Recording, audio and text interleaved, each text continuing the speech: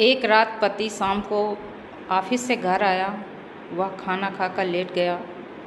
पत्नी रात 11 बजे तक काम करती रही। फिर उसने अपने हाथ पांव धुले और वह अपने कमरे में गई। तब देखा कि उसका हस्बैंड जाग रहा था। उसने अपने पति से कहा कि अगले संडे हम कहीं घूमने चलते हैं, बहुत दिन हो गए हम लोग घूमने नहीं गए। पति झुलझुला कर बोला कि संडे वाले दिन तो छुट्टी मिलती है, संडे वाले दिन हम कहीं घूमने चलेंगे।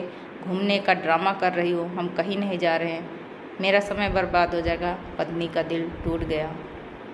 पत्नी कुछ नहीं बोली। फिर वह सुबह उठी और अपने पति का नाश्ता तैयार किया।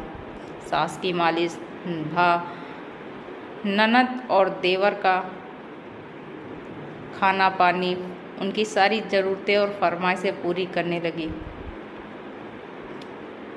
वह कुछ नहीं कहती, लेकिन एक दिन उसका पति दोपहर में ऑफिस के काम से घर आया हुआ था।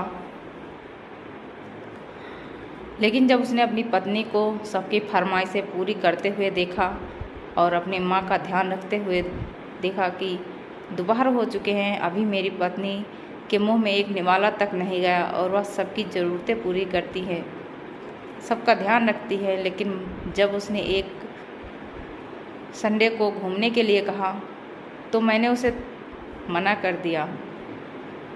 उसके हस्बैंड को बहुत अफसोस हुआ।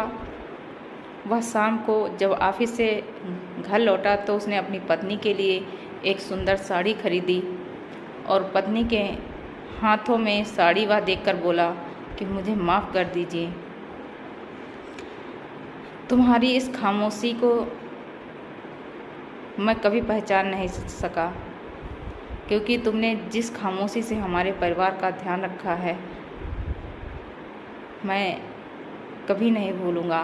मुझे तो हर संडे छुट्टी मिल जाती है, लेकिन तुमको घर और काम काजों में कभी छुट्टी नहीं मिलती।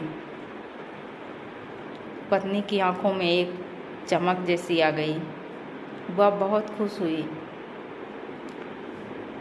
इसलिए कहते हैं कि कभी कभी अपनी पत्नी का भी ध्यान रखना चाहिए। घर गृहस्थी के चक्कर में कभी अपनी पत्नी को भूल मत जाना, क्योंकि वह अपने मायका छोड़कर, अपने घर परिवार को छोड़कर तुम्हारे सहारे आई है।